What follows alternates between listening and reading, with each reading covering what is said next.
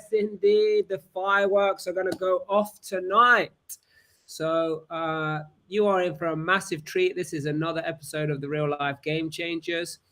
We're going to be learning so much. Oh my goodness. If you know anything about like how valuable a network can be, or connecting with people, relationships, and all the opportunities that can come from it, this episode is going to be the episode for you. Because I mean, think about it. If we can keep increasing the people who are in our network, becoming more likable, although is that something that you are born with, or is it a trainable skill? We will find out during this episode, and we will find out what steps we can take in the direction.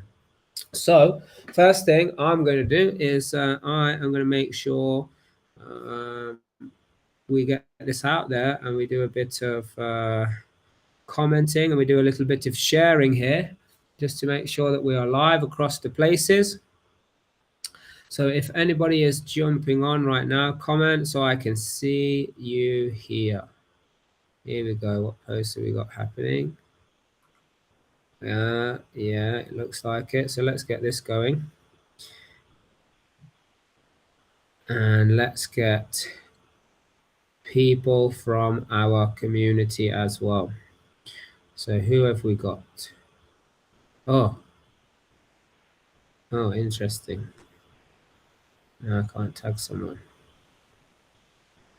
Yeah, tag. Oh, yes, who is there? Let us know who it is watching.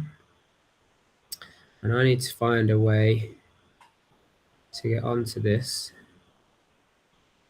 so I can tag you guys. Oh, and it can only happen on Facebook. Okay. So I have no idea how to do that, so we just have to wait. So in this episode, oh my goodness, we're going to be looking at the 7 mindsets, or the 7 different mindsets of a connector, 11 laws of likability. I mean, who wouldn't want to be more likable? Maybe I can show some vulnerability here. I had a tough time being likable. Maybe I still do. But any questions you have, you want to start firing them across, because on this episode, we are with the amazing Michelle Tillis Lederman. So thank you so much for coming on to the show. Thanks for having me. And you know what?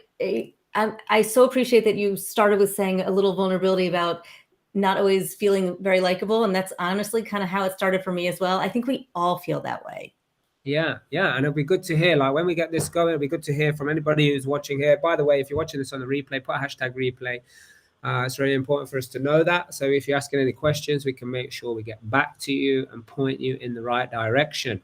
So yeah, I mean, I'm definitely open for that. But first of all, let's hear some about yourself, and like what got you into this whole subject of connecting with people and the subject of likability. We can see here, like, nail the interview and land the job, and heroes get hired. Like, this is so interesting. So how did you get into it?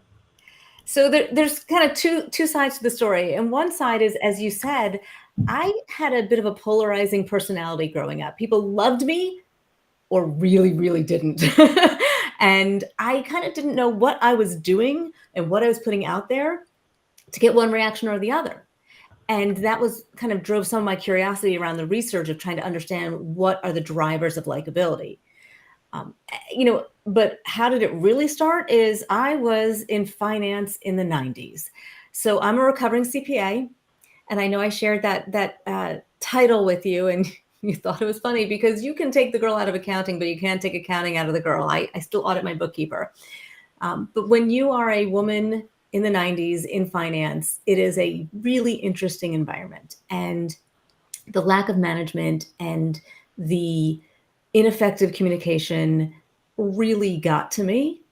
And it drove the way that my business started, because I saw a need for people to be able to communicate more effectively and communicate to connect with the audience, with the message, with themselves, and create a more influential, conversation and communication. And so that's kind of where it started. So like, so just for those people who are not understanding CPA, so like it's in like accounting, right? Yes. So CPA stands for technically certified public accountant. But my mom will tell you it stands for certified pain in the assets. Is that because of you or other CPAs? I might have generated that nomenclature. Yes. Okay, cool. So, so in my experience, when it comes to accounting, there are two types of people, like in accounting. So, like the people who are customer facing and have those people skills and do the whining and dining type of activities, and then there are other ones that almost want to hide, and they don't want to stand up in front of people and speak out, and they just want to get their nose into the spreadsheet and into the data. So which one were you? So it's really funny. Everyone said, "Oh, you don't seem like an accountant," when I was studying accounting, and I'm like, "I'm going to break the mold," and no, it broke me. There's a research study done once where it was the MBTI, the Myers-Briggs 16 styles. Introvert, extrovert, sensor, thinker, feeler, intuitor, all those things.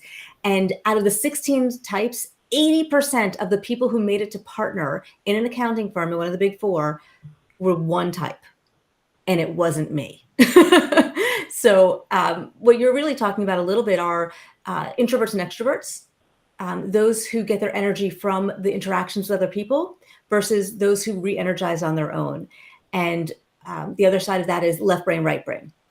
So the left brain who wants to be in the data, in the numbers, kind of in the details, and the right brain who is a little bit more expressive and idea generating and a little less linear. And again, fell on that side. So accounting, even though it made sense to me, wasn't a great fit. So this one type that became partner, what type were they? I don't remember, but it was definitely an I. It was, let's see if I can remember. It was a thinker, not a feeler. It was a sensor, not an intuitor. And I'm not sure if it was a P or a J, a perceiver or a judger. I'm not sure about the P or the J. I'm going to guess P, but I'm not sure. And if anybody out there knows this study, then help me so I know the right answer the next time. So is this from, this isn't your 7 mindset? Oh, no, this is one of those, the accounting firm did it because they wanted to understand who they should hire because they wanted to know who was the type that was successful in those roles. Yeah. So it was actually a hiring practice. Okay, good. So I'm looking forward to seeing if I can get some advice myself. And I'm sure other people out here will think being likable, being able to connect, communicate more meaningfully is going to be a good asset and a good thing to have in the tool bag. So like, what can you start off, like what, from a high level, like what direction should people go in to even be aware, like just increase their awareness of like, am I likable? Am I because even just saying that, am I likable? It makes me feel like, oh no. So let me just start by saying, and everyone can just exhale for a moment. Everyone is likable, but what one person likes you for might not be the same as what somebody else likes you for. So we are all likable beings. And no, we cannot make anybody like us. I cannot, and I see some of the questions coming in already. I love it. Are there any particular formulas for likability? There is no formula, but there are drivers.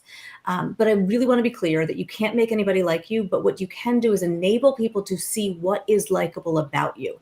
And part of that starts with you and understanding what you like about you, because you know what? You've got to like you first. If you don't like you, why should anybody else? And so what we're really talking about there is the book is kind of organized into before the conversation, after the conversation. So right now we are kind of getting into the before the conversation, the law of authenticity, self-image, perception, and energy. And that's kind of getting your head in that game. And so if we think about self-image and perception, they're kind of the opposite of the same coin, right? How I see myself, if I have clarity on that, can drive how others see me. Yeah. So what's interesting is this whole likability thing, and everybody is liked, but like really what is my aim in the beginning? You know, is it to do business? Is it to have friendship? Is it to, you know, be in an intimate relationship? Like, are these all things that I should be considering when it comes to, like, you know, and I'm interested to know, like, how does someone know that they're being themselves? Because surely all this advice out there is like, just be yourself. But how does somebody know if they're being themselves? You know, it's interesting. And I actually talk about that in chapter 1 of the Likability book, because authenticity is the only way to enable connection. If you're not being real, if you're not being you, how do I connect with you? So sometimes it's like that feeling. And what you need to be able to differentiate in that feeling of discomfort, right? So if we're not feeling comfortable, oftentimes we put on that mask. Sometimes I call it the interview mask, or the, I'm switching personas because now I'm in this environment and I'm going to act like this. If the camera's on, the camera's off, this is kind of how I sound. This is kind of how I act. To the point where my kids told me I talk to them like they're a client, because I'm always talking like animated. And, and one of my kids is not extroverted at all, and it's a little bit too much for him. So that's the idea of flexing. So when we think about authenticity, it goes hand in hand with the first mindset of a connector, which is to be open and accepting. And it's not just open and accepting of others, but it's open and accepting of ourselves, because we all have what I call unique charms. And that's a quality about ourselves that is kind of core to who we are. It's not going to change. And, you know, sometimes it's great and it's part of our unique charm, and sometimes it works against us. So I'm going to give you an example. And then, Mark, I want you to think about what you think your unique charm might be. So my unique charm, one of them, is that I'm very talkative, which is sometimes great for these shows. And sometimes it's like, hey, let me ask you a question. But I have learned that sometimes it's too much, to the point where my husband told me when we were just friends and dating, he said, I might have asked you out sooner if you shut up long enough for me to do it. So when you have a unique charm, that's something that you don't want to change about yourself, but you want to understand when you might need to flex. And a flex is a temporary, momentary adjustment of your style to enable better connection with somebody else. So another unique charm, my husband's, is his humor. I mean, humor is, everybody wants to have a sense of humor. Everyone loves a funny guy. I love the fact that he still has me laughing. We're married almost 18 years. Wow, that's good. And he still makes me laugh. But there are times that he goes for the joke and it's just not appropriate. That's an idea of a unique charm. So did any unique charms come to your mind? Is a unique charm of, like, telling the truth? Is that a unique charm? Yeah, you know, absolutely. Because, you know, your candor, your directness, your honesty, that's a wonderful quality. It's who you are. It's core to your being. That's authentic. And at the same time, there are times that you could maybe tone that down a little bit. You can have a little bit more delicate of a delivery, things like that, right? As I'm guessing. So is that part of, I don't want to keep using this term likability, but, like, you know, effective networking? Is it like, is that one of the things, like, okay, so if telling the truth is a great thing, you know, everyone always sees that you're honest, you say it as it is, but then there's times where it may need a bit of maybe a bit of fluff around it or something? Diplomacy, right? Or tact. But here's the thing. You also said, am I dating? Am I trying to get business? Am I trying to do this? So I was once called the anti-networker, and I'm like, I'm not against it, but I actually don't really like the word networking, because, I mean, it has the word work in it. And who wants to do that? So Depends what it is. I don't love the idea of networking with intention or networking for need. I like the idea of building the relationships that you want to, that you get to, that feel good, and then understanding how to, you know, and I don't love the word leverage, but leverage your network for your, you know, objectives and things you're working on. So pulling it back, big picture, the connector's advantage is simply whatever it is you're working on towards, right? It could be that relationship, it could be that business, it could be that sale, it could be that job. Whatever it is, you're going to get there faster, easier, and better. And there are statistics, you know, like crazy. And I can give you some of them in the book about, 90% of all jobs at the executive level come from networking. You're 70% more likely to get a promotion with an active mentor relationship. You're 4 times more likely to make the sale if you're referred by a trusted source, right? So all of these things are relationship driven, and even happiness and health. You are 50% more productive and when you have a best friend at work. And it literally predicts your happiness on the job when you have close work relationships. So better write that one down. I best make sure my team have best friends. And it's one of Gallup's 12 questions of engagement. Do you have a best friend at work? And it doesn't have to be a best friend, but if you have good work relationships, it makes the difference of how you feel going to work. And when you feel engaged and you have those relationships, you are more productive and the company is better off. Mm. So loads of statistics around the value of relationships. That sounds good. So I'm wondering, let's put this, if we put this into practice. So a lot of people in our community, the Real Life Tribe, we invest in property, and a lot of people, what they do is they raise private finance from, other people. And in the beginning, for me anyway, my approach was like, okay, got to raise money. So it was very much like, just anybody who's going to lend me money, oh, great, fantastic. And a couple of times we did go into a relationship of this investor situation, and it was not the relationship I wanted. And I tried to turn a blind eye to be like, okay, it's okay because we raise money and we can do the job. But it just makes the job not satisfying because, there's almost a friction of, too many updates they want, too many questions. Just let me do the job. I'll pay you the money at the end. Yeah. So then later I realized, you know what? I just want to come across people that are like-minded and they get how we want to do business. And, these people can lend me the money. Yeah. So I didn't then focus on networking, or I must go to this networking event. So that now I'm thinking about it, happened by accident. So how can someone do this on purpose to be more intentional about being in the flow? I would say I was. So meeting the kind of people that you want to meet. Yeah, like you say, if people just go into networking, I want to go to network because I want to raise money, then we used to have this thing when we were training salespeople. We used to have this term called commission breath. It's they're just trying to sell someone something because they want to make the commission, rather than actually trying to find out what somebody needs and see if it's actually what they want. That's the way we teach people, because it's real, right? So the same thing with going to a networking event with a particular maybe agenda, you could call it. Is that something that's still effective, or what advice would you have on that? Law of curiosity, right? So you are having conversations with people. And if you are trying to figure out if we align, if we're like-minded, if we'll work well together, you need to come in with some curiosity to learn about the other person. It isn't just about, here's how we do it and do you like it, yes or no. But in getting to know somebody and figuring out what are the criteria that are going to help me understand if this is a good match. And what's a really fabulous thing is when you come with the approach of, does this work for both of us, right? Not just, here's what I'm looking for, right? It's helping them. So here's an example. I do this with coaching clients all the time. A lot of times people come to me, they want coaching.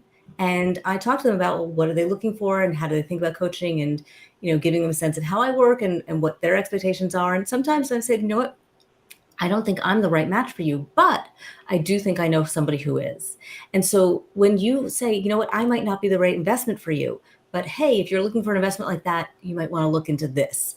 And so still trying to add value to the other person can build that mood memory, right? Another law of likability, can build connection, but it doesn't have to end in the investment, but it could end in a referral, because they might say, you know what, you're right. Thank you so much for saving me from this investment that's not the right fit for me, or this coaching, relationship that wouldn't have been effective, and caring enough to help me find the right one. Now I'm going to meet somebody down the road and say, you know what, you would be a great person to invest with Mark, or, you're the right client for Michelle. And that's when that referral comes. And so when I say not networking for need and not networking for now, but building relationships with these mindsets in mind. So I'm going to read the mindsets off, and we already talked about the first one, which was open and accepting, having a clear vision, connectors trust, they come from a place of abundance, they're social and curious, which we've been talking a little bit about, they're conscientious, and they have a generous spirit. And so what you're hearing is we're tapping into a little bit of each of these when we're building these relationships. So we talked about being curious, and social is just putting yourself in a situation to connect with one other person, right? It doesn't have to be that big networking event. It can literally be on the playground, or hell, I've met people on the line to the ladies' room. I've hired people I met at a dog park. I mean, you never know. And now we're also talking about generous spirit, because even when there's not something in it for you in that direct one-to-one relationship, by having a generous spirit and by putting what you learned about them first and what's best for them as well, that generous spirit comes back and non-linearly.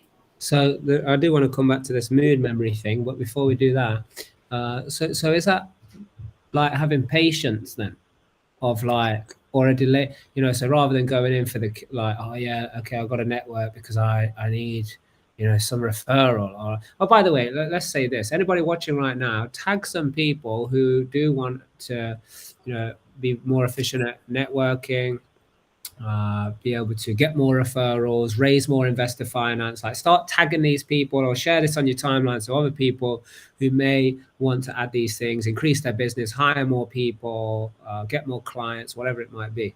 So go ahead and do that. So is it a bit like being more patient, to just wait? So that is actually the final chapter of the Likability book, is the Law of Patience, probably because it's the hardest one for me personally. I have never been told I'm a very patient person, but there's 3 aspects to patience. And it is the idea, to your point, that relationships grow in time. And what you receive as well as what you're able to give might also take time. And the third part of that is, it might not come back to you when you I might give something to you, but you have nothing to give to me. That's okay. You'll give it to somebody else. Because when you come with a generous spirit, you give yourself permission to ask for what you want. And that's a critical component. That's having a clear vision and being willing to ask for it, to get the connector's advantage of faster, easier, better results. So yes, when we think about patience, we are thinking about patience in allowing the relationship to grow, patience in the results that you are going to get, even though they're going to be faster, easier, and better. Right? You still have to have patience. All of these things are not, I know the first question that came up in the chat was, is there a formula? It's not a step 1, step 2, step 3, going through these 7 mindsets. It's the fact that these mindsets enable each other. And so when you embody these mindsets and you prioritize relationships, the benefits come as a result of that approach to people. Yeah. Okay. So then what is this mood memory? So mood memory is the idea that people are going to remember far more how you make them feel than anything that you said. Right? You walk away from the conversation. Have you ever walked down a street? I know I have, and I'm remembering a time when I have, and you're just kind of smiling like that sugar honey iced tea eating grin. I don't know if I'm allowed to say any naughty words. So, and you're just like beaming, and you probably look like you're nuts. Well, now I'm interested in what you're going to say, so you can say what you want. Sugar honey iced tea. Spell it out. Okay. Got it? Hold on. Like, is that a good word or not a good word? Because I thought you said you were walking down the street as if everything was great. You still sort of smiling. Yes, I am. It's okay. I'll just say it's a shit-eating grin. So sugar honey iced tea. The first letter of each word spells that word. So the idea is that you walk away and you feel good. That's positive mood memory. But you could also walk away. You had an experience with a customer service agent at a store, or somebody at a store, and then you have a mood memory for your experience in that environment, in that store, with that person, and it sticks. And that's the idea of, I don't know what they said, but boy, did they piss me off. Or you know what, I just really enjoyed my time with them, and I don't remember what we talked about, but I want to spend more time with them. That's mood memory. So these things, so like, is there, like, do you coach people, or is there anything in your books that say how you can leave a good lasting mood memory with somebody? Absolutely. It's chapter 8. So we talked a little bit about before the conversation. On which book? In Likability. Likability, right? chapter number 8. Yeah. Just so people who are understanding, the Likability book came first, and it is the foundation for the Connector's Advantage. So the Connector's Advantage actually summarizes the concepts of likability. So it builds off of them. So if you're getting confused between the two, you can go with Connector's Advantage and you'll learn both. But the idea of the middle part of the book is the conversation, and that's curiosity, listening, similarity, and mood memory. Those are the 4 laws of the conversation.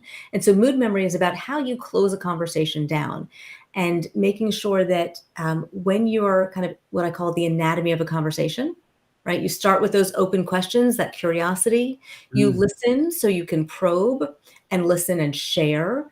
And so there's an exchange. I would kind of call it the dance, right? There's a little exchange back and forth. You give a little, you take a little in. You're finding those points of connection. You're extending the conversation. And what you're looking for before you close that conversation down is, what's our next point of contact, right? How do I add value to this person? What is our next reason to be in touch? Because the law of familiarity, right, and kind of staying in their mind is post-conversation. But if in that conversation you don't figure out what the next one is, the likelihood of you actually following up and staying in touch plummets. So do you have any like awesome opening questions that can really, set off a good tone? Yeah, I actually have sections of questions, right? So I have things like, before you go into that, because like the usual, I don't know what it's like in your experience in America, but here in England, a lot of the time the culture is, hey, how are you? Yeah, not too bad. Fine, how are you? That bores me to death. Yeah. And the question I hate the most is, what do you do? Oh yeah, no one ever says, who are you being? And so when I get that question, which I really hate, and I've always struggled to answer it, I usually say, today, or well, this weekend, or for fun. And I change the question to something I might actually want to talk about. Yeah. So when you think about an opening question to these conversations, I want you to think about asking a question you actually want to know the answer to, right? And not only one that you want to know the answer to, but one that you would be willing to answer as well. And if you have those 2 things, it could be like, hey, did you watch the game last night? Well, right? Could you ask, like, what are you doing here? Or like, what brings you here? I mean, that's quite interesting. You can. But here's the thing. And there's nothing wrong with those questions.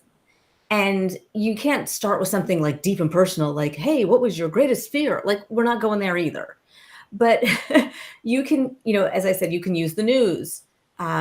You can use the weather, even TV. There's always a big weather thing. Like right now, it's like the hottest it's ever been in the UK, right? You guys are having huge heat waves, crazy temperatures. I mean, that's a conversation starter. Like, oh, and it melted this in my house. And oh, you got a good person who can fix the roof. All of a sudden, you're in a conversation about something real, and you don't even realize it. Is that something that you have to do though? Like, let's say you don't like talking about the weather. Like you like talking about real stuff. Like, should somebody still talk about the weather just to be a good networker, or no, how do you? That's my point. 2 things when you're starting the conversation: a question you want to know the answer to, and a question you're willing to answer. If you don't want to know what they think about the weather, please don't ask them, right? If you don't want to know, like, if they have any good restaurant suggestions because you don't really care for food or you're not a foodie, then don't ask them. If you don't watch that sports game, don't ask them. Right? What is there like a risk of, like, if you go outside of this whole, hey, how you doing? How's the weather? What I would class as garbage. Then is it like, sometimes I ask people like, what are you looking forward to? And like, they're almost sometimes shocked, as if like, whoa, what's going on here? Like, Is there a risk of doing that and making them uncomfortable, to make the situation uncomfortable? And if so, like, how would you deal with that? I think it's a very minor risk. I think it's fun when you get a question that you don't expect. Now, it might not be the first question, but I love it as, a second or a third question. So when somebody remind me to do something. When you are in that conversation and you can start with the, what brought you here, or, hey, nice to meet you. How'd you enjoy that last speaker, or whatever it might be? And then say, I've been asking everybody this fun question. Are you game? Right? You might even prep them a little bit for it. Or, I'm tired of these same old conversations. So tell me something you're looking forward to. Right? So and make it casual. Almost a little bit of a warning, a subtle warning that something different is going to come in, rather than, because I always joke about it with people. Like, sometimes people say, hey, how you doing? And I never ask them how they were. And they're like, yeah, fine, thanks. And it's like, that just tells me how robotic it is. So like any question that you shock them, sometimes it's like, confuse them and maybe a little bit embarrassing. So like, are you saying that if I just say that little bit, and it like, almost like, hey, there's a different question maybe you're not used to coming, that's what that little sentence buffer, is that what you're saying?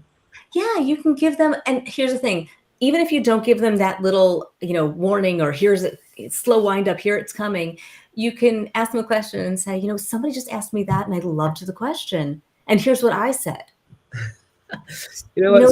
What's coming to mind as well, and I really love your input on it. I'm just hearing all these little voices in my head of people, like, they don't talk about this subject because I know how to talk.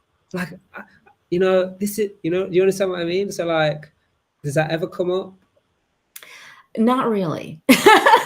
Because, yes, we know how to have a conversation. And especially over the last few years with the social, and the physical isolation we've been in, and everybody working from home, we haven't had those water cooler moments. We haven't had those little, coffee chit chats that we are accustomed to having. So people have gotten less and less skilled with it. And so just having those little tips and tricks when we're starting to come back in person, and having these, conversations with strangers again, or people who we don't know very well, and having those little ideas of how can I have a conversation that is a little bit more fun and is a little bit more interesting, a little bit more memorable, and that makes me connect. Because the truth is, we don't connect on what we do for a living, right? We connect on what we like to do for fun. We connect on common people, common passions, common interests, common causes, common experiences, common places. And if you have conversations about any of those things, you are more likely to build a foundation of a relationship that's going to go past one conversation. Yeah, awesome. So here's a question from John. So how could I help your business? Is that a good question? I love that, John. And so what you are showing with that question is the spirit of generosity, right? So one of the mindsets of a connector is a spirit of generosity. You're looking to add value to somebody else. So questions around, what are you working on these days? Or what are you focused on? Or what keeps you up at night? Or, who might you want to connect with? Or, how could I help you? Are phenomenal questions, because what you're showing them right now is, it's not all about me and what I'm trying to figure out. Yeah. So any question like that is. Would you ask, like, is that a bit further down the line, or could you ask that off not maybe the first question, but like, what keeps you up at night? And that's an interesting question. I wouldn't do it as the first question, but yes, mid conversation, it's fine. Closing conversation is great, because again, as you're closing the conversation, saying like, hey, what are you working on? How can I add value? Because really what I'm always doing in a conversation is trying to figure out, who do I know? What would they be interested in? How could I help them? And it could be, oh, you're going to this location. I went on a trip there 2 years ago. Let me get you my favorite restaurant. Or, oh, there was this tour I loved. I'll figure out what it is and send it to you. Now I have a reason to follow up. It doesn't have to be work related. Yeah. So are you saying it's better to not talk about work?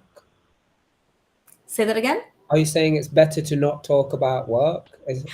I have a saying, don't get right down to business, right? Everyone says, get right down to business. No, Do not get right down to business. I would much rather you have a conversation about anything non-business related, and looking for all those points of commonality that we talked about earlier, that connections are built on, and start to feel like this is a person who I even want to know. You'll always, at some point in that conversation, get around to what do you do. But so is it more about like, because when I was teaching, people, when I was hiring lots of salespeople into my business and we were training them, that's where real life actually came from. I was like, you're training them, I was trying to be somebody else. I was like, what are you doing? Just be yourself. This is just real. Just be real. It's real life. And they started calling it real life sales training. And that's how it all came about.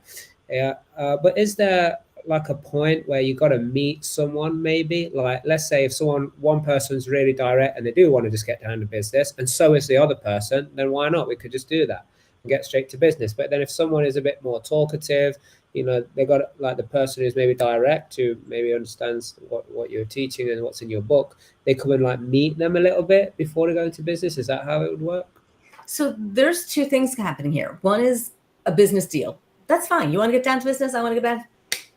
Be done, right? But that's not building a relationship. That's a transaction. And that's fine if that's what you're looking for.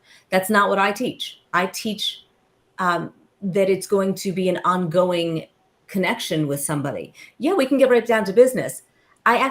So here's an example. I had to hire somebody very, very quickly. I got a referral from somebody. That referral was somebody I trusted implicitly. So I had one interview with her and I was like, okay, I'm done. You're hired, right? Like, I was good. And then she didn't respond. I called my friend and she's like, oh my God, she found your emails in spam. She's responding to you right now. So all of this happens. I'm on vacation in a matter of 2 weeks, a week of which I'm not even home. And we had 2 Zoom calls. And after she was hired and I paid and all this stuff is kicked off, I sent her a note saying, when things settle down, I kind of want to get to know you. And that's okay too. Like, it was very transactional. I had to get things done. And then I said, put some time on my calendar so I can learn your story. And that's what I mean about the relationship part of it. Because I know from 20 years in business and from my first client being JP Morgan, right? And my second client being Deutsche Bank and my third client being Morgan Stanley. And all of those are because of people connections, right? I know that results come from relationships. And my best clients are when I blur the line between client and friend, because they take me with them everywhere they go and I'm hired again and again and again. And I have had people who never hired me, but referred me to other people because I still built a relationship. And that's another point, a really important point I want to make, is don't make a relationship because you think that's the potential client and that's a target, right? If you enjoy talking to somebody, enjoy it, build it. You don't know who they're married to. You don't know who their neighbor is. You don't know who they went to summer camp with. You don't know who they can connect you to. But when you build a real relationship, you can get to all the places you need to go because you talk about your vision, right? Because that's mindset number 2, is have a clear vision. So let's say if someone is just going straight like business talk, you say that's transactional, yeah? I'm saying that one conversation might be transactional, and that's fine. What about if that's how they operate all the time? Is that something that they should work on? It's up to them, right? If my personal perspective, obviously from my work, is that relationship will be limited, right? That if you don't go a little bit beyond the transaction, there's not necessarily going to be comfort with, hey, would you like to meet so-and-so? You might not put that out there, and they might not think of putting that out there for you, like of making a referral. So some of the things that happen more organically when you are in good relationships, those referrals, those recommendations, those introductions, those invitations, all of those things happen when you have a deeper bond. And it doesn't have to be, my life sob story to have a bond, right? Yeah. So John is asking if it's someone you've already built a relationship, is it okay get down to business then? That's based on the dynamic of the relationship that you have.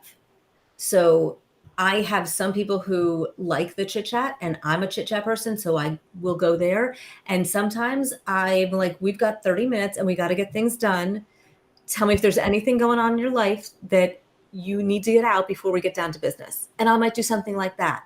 So you can offer it to them. When you have an established relationship, it's easier for you to go in and out of, all right, today we need to get things done. But you have that rapport that it doesn't feel cold or dismissive. So you're saying that's in the beginning, like it's not best to be like straight to business. You got to get to, talk to. Okay, cool. Build some foundation. Yeah. So what was I going to ask? Oh my God, I had a really good question when you were saying that there. I see some questions came in while you're thinking about you were going to ask. I'm going to read some of these questions. Oh God, I need glasses. Oh, I remembered. Okay. I remembered. So, yeah. What about, like, I think you kind of answered it, but I still need probably just a couple of layers deeper. Like when time is of the essence and it's like, wow, we got like stuff to get done. How do you deal with that while still building effective relationship? So just like we just talked about, right? Sometimes if you have the foundation, it's okay to get right down to business, right? You're there for a purpose. There's a difference between when we're building relationships and when we have an established relationship. So we have an established relationship, and not every time can we, shoot the breeze, and that's okay. But you can also intersperse little moments, right? So we got to get right down to business. We're working on something. Oh, hey, I remember your daughter just graduated from something. Congratulations. Or, hey, did you finish that exam? Oh, that's so great to hear. And then get back down to business. There could be little moments, little sprinkles that said, hey, I remembered that you talked about something you cared about. Or, hey, I saw this thing that you posted about. That was awesome. Or your vacation looked great. Those little sprinkle, light touches. Nice. I know something just came to mind. I'm wondering, do you have any pointers around, like I exaggerate it just to prove the point, but like if you're talking about that and then you want to get back to business rather than just be like, well, anyway, like I'm making it obvious, like you got any like little pivot Yes. words or something? And I love that question. Thank you. I actually haven't gotten that question before, but we sometimes do it naturally, but it could come off like that dismissive thing. So I might do something like, oh, that was so great. I'm like, I don't want to take us down the rabbit hole, or, I got to refocus, and I blame it on myself. So I'll take ownership of, I wanted to find out about that. Or if they did it and I'm trying to get them back on track, I might be like, I could talk to you about that for hours, but I want to make sure we get this done first. I'm like, I know I'm going to run out of time. We're going to have to set up time to talk about that. And do little things like that to show you are interested and still care about those topics, but that you're prioritizing the work. The last one you said, we have to organize the time. Something happened today. We have this reporting meeting that we do, and the reports are happening, and we all agree that like the reports are happening. If something else needs to be done, it gets done in another time because it's going to affect the time where everybody's here, right? So I think I could use that, because I think today I was like, okay, you guys talk about that later, and then just started talking about something else. So could you give me some tips around catching myself in the moment? So the talk about that later can come off a little dismissive or harsh, right? And so you might say, let's talk about that at lunch. Which is, but it's a postponement, but it's still an invitation of showing interest in the topic and not dismissing it entirely. What about if it's two other people that should talk about it? You don't need to be there. How can you suggest to them that they should talk about it later? Say, you're making me curious, but we need to focus on this. Right? Yeah. So that's the one that came to my mind right then and there. There's not one way to do it, but what I'm doing is trying to say that what you're talking about matters, and right, not but, and we still have to focus on this first. Right? So by saying like, can you not focus on that now? Like it's not giving any validation to the fact that conversation might matter for them.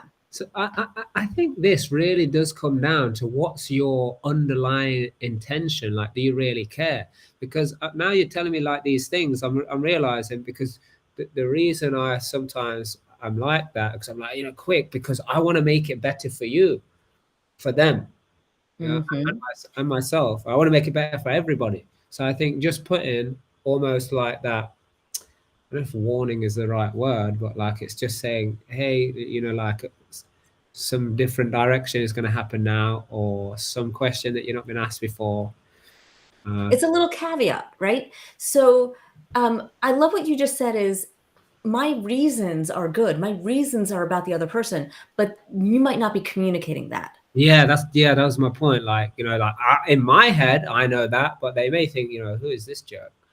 But to them, it just comes off as like rude or dismissive, even though there's good intention. And so all you need is a half a sentence. You're not spending a whole lot of time. You're not, blowing smoke, right? You're just simply saying like, I know you guys need to get this done. And after, we're all going to talk about that, or you'll have plenty to talk about that later. I want to make sure we have the time for this because this is what you guys need right now, right? Again, thinking about it from the other person's perspective and positioning information as to why they care. Yeah. And the brilliant point is, like, I think me and you could talk about like this for hours, but we have to refocus. So a new question just came in. So let's do this question, then we start wrapping up, because I know we both got calls. Oh my gosh! Wow, it goes so quickly. Oh, well, when you're having fun, that's what happens. When you have a unique charm of being able to talk endlessly. There we go. So what is John saying? What is the best? Well, I think it's too big to bring up, but let me see. Let me read it from here. So yeah, it's too big to bring up there on the screen. So what is the best way to meet new people at a large networking event where time is limited? I've heard some people say pick 3 or 4 people to get to know in depth, and the others say meet as many people as possible and keep the conversations just to the touch points. Yeah, that's a good question. Okay, so my philosophy is less is more.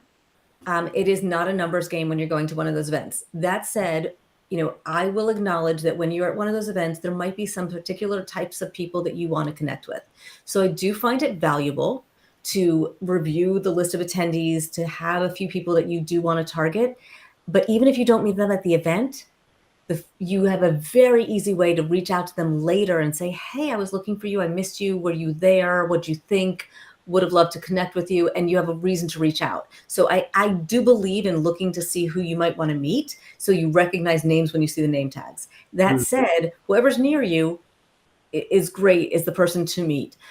So I always say, sit next to somebody you don't know and introduce yourself. Sit at lunch with somebody you don't know. Look for somebody who is, off on their own. A great way to meet people is to volunteer. I'm like throwing a million ideas out at you right now, John, because there's so many ideas for doing this. But my biggest answer to your question is, it's not a numbers game. My personal philosophy of success is one. If there's one relationship I really want to grow, build, and extend beyond an event, then that was success to me, because it will be a real one and a long-term one. Yeah. And I think probably a close question to that is, like, let's say I kind of know the type of people I want to be around. I want to be the dumbest person in the room. I want to be around people who, like, like people who are complaining with, and there's nothing wrong with complaining as if you turn it around quick. But if there's someone complaining with no sight of it turning around, how can you move on without without it being abrupt or just walking? Because sometimes I find myself for a gap and I'll be like, and I just walk off. I think that's rude, but like, what else can I say? Okay, so in the chapter on mood memory, I talk about how to close a conversation without, kind of making somebody feel dismissed. So a few quick ones. So this is for in-person events. One thing would be like, hey, would you like to go get a drink? You invite them to move, right? And so sometimes as you move, you separate, or you can bring more people in. But you kind of move the conversation to getting a drink, going to the bathroom, getting food, things like that. And then they might depart on their own. They're like, no, you go get a drink. I'm going to go this way. So you offer to include them, and then you give them an out. One could be like, I see somebody over there that's on their own. Let's go bring them, let's go over and bring them into our conversation. So by bringing a third person to the conversation, you are changing the dynamic, and one, it could make it more interesting, or two, you could find your exit because now there's somebody else engaging with that person. So those are just a couple of quick, easy ones. The idea is always, you don't want to make somebody feel done. But a simple one is simply, thinking about your follow-up, or like, hey, it was so nice to meet you. Tell them what you're going to do next. I need to make a quick phone call before I go to the next event. Which one are you going to next? Oh, well, maybe I'll see you in there, or I'll see you later. Just, not making them feel dismissed. Yeah, very good. So I've got a couple more questions just before we wrap this up, but I know you have some amazing things. So where can people find you online, by the way? Just give us a few things. I love when people find me online. So the best place to start is my website, which is michelletillislederman.com. You can see the spelling sometimes comes, it's right there in my little box. So just those three names together.com. And from there, you can find my LinkedIn. I have a newsletter there. If you want to find out what level connector you are, I have a 3-minute quiz that you can see where you are and what steps you might need to take to continue up the connector spectrum, because it is a spectrum. You are all connectors, but where are you on that spectrum of connection? You can find my YouTube channel, you can find my blog. Best place to start is my website. And tell me that you saw me on Real Life Game Changers. Yes, that would be awesome to do that. So there you go, in the comments there on whatever platform you're watching this on. If you're watching it live, you may have to reach out if you're watching it on some podcast or wherever it may be, or listening, should I say. But yeah, there's you go. Take the quiz. And another opportunity to network is when you go to events, training events, which we have one coming up in a few weeks' time. So click the link to get started in property if you want to do that. And I tell you what, the people who really do well are the ones that are willing to get outside their comfort zone and do communicate and things. So like everything that we've talked about this evening will be very worthwhile, and the things in your books as well, I'm sure. So we do have our real life mastermind that happens every single Monday. So we want to give the guys who are watching this a bit of space in between those. But I do have 2 more questions. The first question is, let's say right now you got a microphone that translates to every language across the entire planet, and you got a 30-second message. What would that be? Don't network for need. Don't network for now. Network for life, because the network that you build because you want to and you get to is the one that will support and sustain you. Very good. Yeah, we love that. So before I ask you my next question, I just want to say absolutely awesome having you on here. I definitely think, guys, let us know in the comments. Do you think we should get Michelle back on here again and go deeper on some of these subjects at some point in the future? You let me know in the comments. But I definitely think so. It's such a vast thing. I mean, it's almost about humanity and, being human and being like relationships. Yeah, so I think that's really important. So thank you so much for coming on. Really appreciate it. Great value. Thank you for having me on. And yes, in the way the world is these days with the polarization, the message of connection, I think, is beyond the workplace. Very good. Yeah, absolutely. I'm definitely going to be doing some of this. So here's my question. I asked this, this question is close to my heart. So what we always say is we can never let people forget that they must do the right thing for the right reason. Now, why is that? I'm saying, you say that again. You said Yeah, so like we never let people forget that they got to do the right thing for the right reason. Now, why is that? You're asking me why I think that is. Uh-huh. It kind of seems obvious. Yeah, but what's your view on it? My view on doing the right thing for the right reason? Yeah. I think that's your personal alignment, because people want to feel that they have purpose in their life and that they are acting according to their value system. And, the definition of right is your personal definition of right. And so for you to say I'm doing something that's right for me is not somebody else's judgment of what's right. So for me, it's about personal alignment and values. Very good. And so we can add it to our reel. Yeah. So we have a saying in our community that you got to do the right thing for the right reason, because it's the only way to discover your true potential. Are you able to say that when I ask you? Absolutely. Yeah. Yeah. So the only way to discover your true potential. Are you ready? Yep. Okay, Michelle, we can never let people forget that they must do the right thing for the right reason. Why is that? Because it's the only way to discover your true potential. Awesome. Yes, see, guys, you heard it here. Thank you so much, Michelle, for coming on. Absolute blessing for everyone who gets their ears and eyes on this information. So, guys, thank you for watching. Do share this, tag some people in it. Let us know if you've got any questions. Till next time,